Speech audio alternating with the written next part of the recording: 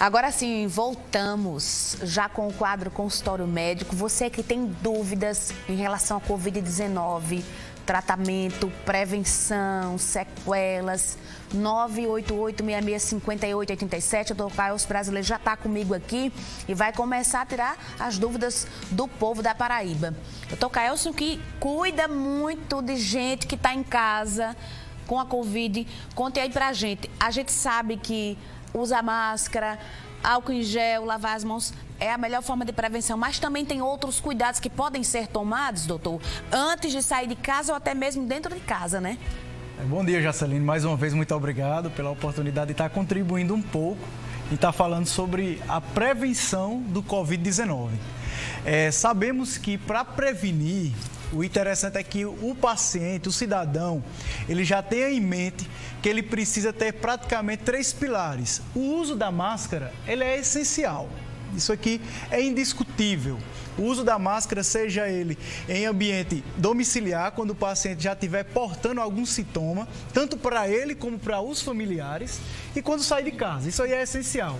O distanciamento social, porque aí, como a gente mesmo viu aqui na reportagem, o pessoal ali na euforia, né? Que o brasileiro gosta muito desse contato físico, o calor humano, o calor humano. Então, assim, de certa forma, isso prejudica, porque termina atrapalhando esse distanciamento social. E a higienização das mãos, né? Porque isso é muito importante. É uma prática que a gente vai ter que herdar como um ensinamento desse processo que estamos passando atualmente. Que realmente a higienização das mãos é essencial para estar na prevenção do Covid-19. Enquanto o senhor está falando, bota por favor para mim imagens que nós fizemos aqui durante a semana. Infelizmente, as pessoas sem máscara, no meio da rua, em ônibus lotados. É difícil, né, ver uma foto como essa. Por exemplo, olha aí a imagem, as pessoas sem máscara. O senhor, por exemplo, vive no olho do furacão. Como é que um médico se sente quando vê as pessoas na rua desse jeito, dessa forma? É porque o interessante é que a gente facilmente se esquece do valor das pequenas coisas. Valorizamos, às vezes, um remédio muito caro, precisamos ali de um respirador, mas quem quer precisar de um respirador se eu posso prevenir com o uso da máscara? Né? A gente sabe que o transporte público, ele, nesse período chuvoso, quando começa a chover, tem que fechar as janelas, e ali é um ambiente muito propício, forte, né, para você pegar ali a infecção. Então, o uso da máscara, ele é essencial. Ele vai lhe proteger, não somente você, mas aqueles que você ama, que convivem com você. Já começaram as perguntas, eu vou ler essa que não tem muito a ver com prevenção, mas é interessante. Tranquilo. Jaceline, não tomei ainda a primeira dose, mas quando tomar eu posso beber? Pronto, isso aí é uma dúvida sempre o pessoal questiona bastante. A gente sabe que a vacina, ela trabalha na formação da minha imunidade, certo? Contra aquela infecção. Então, é interessante que o paciente ele tenha em mente que tudo que vem atrapalhar nessa formação, nesse desenvolvimento do meu sistema imunológico contra aquela infecção é complicado. Então, a gente sabe que o uso de álcool, de certa forma, ele vai alterar o meu metabolismo. Então, isso pode atrapalhar na formação dessa defesa imunológica. Não somente o álcool, mas também estresse, entre outras coisas. Então, assim, tem que ter em mente que é um período de muita conscientização. A gente sabe que essas vacinas, elas foram lançadas exatamente para ajudar de uma maneira emergencial. Então, realmente faz necessário que a população tenha essa consciência. 14 dias, Jaceline, não vai matar ninguém. Olha, ela está dizendo aqui, deixa eu ver o nome dela, é a Socorro. Minha mãe mostrou reação depois da vacina e fez o exame e deu positivo. Mas, glória a Deus, deu bem fraco. Às vezes a pessoa acha que a vacina desperta a Covid, mas às vezes não. A pessoa já tem o vírus ou pegou durante o decorrer aí, depois que tomou a vacina. Exato. Mas, pelo que ela está dizendo aqui, no caso da mãe dela, foi muito eficaz, a doença chegou, mas de uma forma bem leve. Pronto, graças a Deus, Socorro. Essa é uma pergunta muito interessante pelo fato de que muitas pessoas têm medo de tomar a vacina porque pensam que vão adquirir o vírus. Vão adquirir, na verdade, a infecção. Porque ali é o vírus inativo, um fragmento dele, que vai proporcionar exatamente essa imunidade para o paciente. Então, assim, nesse caso, a gente sabe que o período de incubação do paciente teve contato com o vírus até a manifestação da doença pode durar até 14 dias.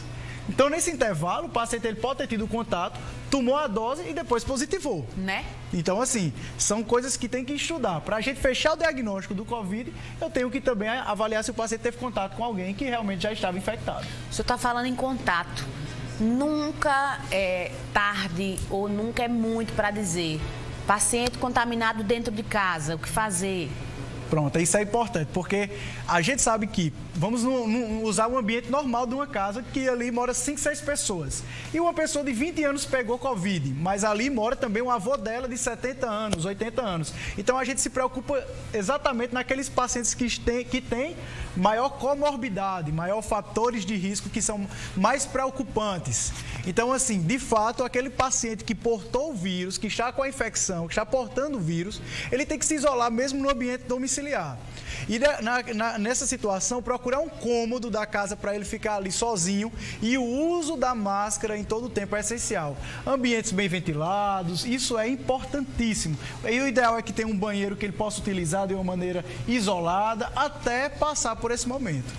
Um risco também, e também a gente quer ajudar a prevenir, pessoas que trabalham aí em consultórios, que têm contato com muita gente, laboratórios, como se proteger melhor também. São serviços essenciais, na verdade são guerreiros, né? São pessoas que estão à frente. A gente sabe que muitas das vezes a população depende muito, precisa muito, vê muito no profissional de saúde, mas o profissional de saúde muitas vezes ele também é o paciente. Ele também é um pai de família, ele também é um filho, é um neto. Então, assim, querendo ou não, eu me coloco nesse lugar, porque faz tempo que eu vi meus pais, estou tentando planejar uma viagem para vê-los, e aí eu sei a preocupação, porque eu estou atendendo pacientes. Mora no interior, né? Moro no interior, moro em Patos. Então, assim, o profissional de saúde, mais do que ninguém, ele tem que ter uma boa prática, ele tem que ser um exemplo, ele tem que realmente saber que ali as pessoas estão observando, ele tem que usar a máscara, higienizar a mão. Muitas das vezes, uma dica interessante é que o pessoal está usando a máscara e, assim, máscara molhou, tem que trocar, certo? Isso aí é um fato. Que a gente, de vez em quando, eu tá andando de carro, chovendo, vê o pessoal ali, a máscara já está colada, mas não estava protegendo, tem que trocar. E outra coisa é higienizar as mãos após o contato com a máscara. O senhor já se vacinou? É do grupo de saúde, né? Já chegou? Isso, já. Tá vendo, gente? Se vacinou, mas ainda tá com medo de ir visitar os pais, porque ele sabe do risco da doença, trabalha bem no olho do furacão, então a gente tem que tomar cuidado também. Falando em vacina, preste atenção aqui a pergunta. Como é que vocês sabem se essa vacina não vai ter efeito colateral daqui a 2 anos? Pronto. Na verdade, os estudos mostram que há uma segurança muito intensa, porque, na verdade, a gente tem que parar para analisar que o mundo está voltado para o estudo relacionado ao Covid. É o assunto em pauta praticamente em todos os noticiários. Então, houve um olhar muito direcionado da comunidade científica para poder aprovar essa vacina. Então, foi visto que você vê que existem algumas vacinas que ainda não foram aprovadas pela Anvisa. Parece que uma recentemente saiu agora, a terceira, mas não existem outras que não foram aprovadas, exatamente por essa segurança.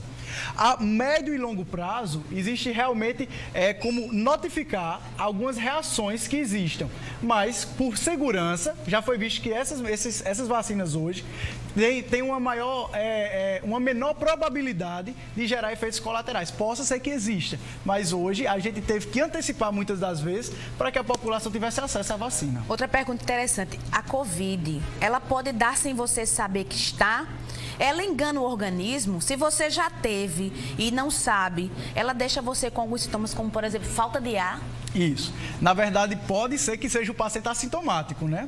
Né? Eu tô com Covid, tô portando o vírus, mas eu não tenho nenhum sintoma. Então, realmente, isso aí ele pode sim estar transmitindo o vírus e transmitir para uma pessoa que vai evoluir com o sintoma. E aí, outra coisa interessante é exatamente as sequelas, né? Que é um leque de sintomas que o paciente pode apresentar após a infecção. Que aí vai, do principal é a fadiga.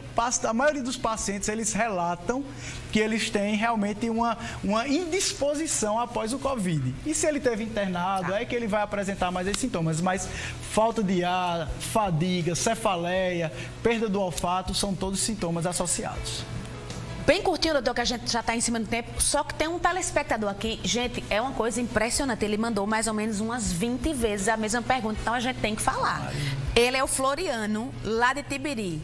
Sexo ajuda a aumentar a imunidade? Rapaz. Complicado, né? Pergunta polêmica.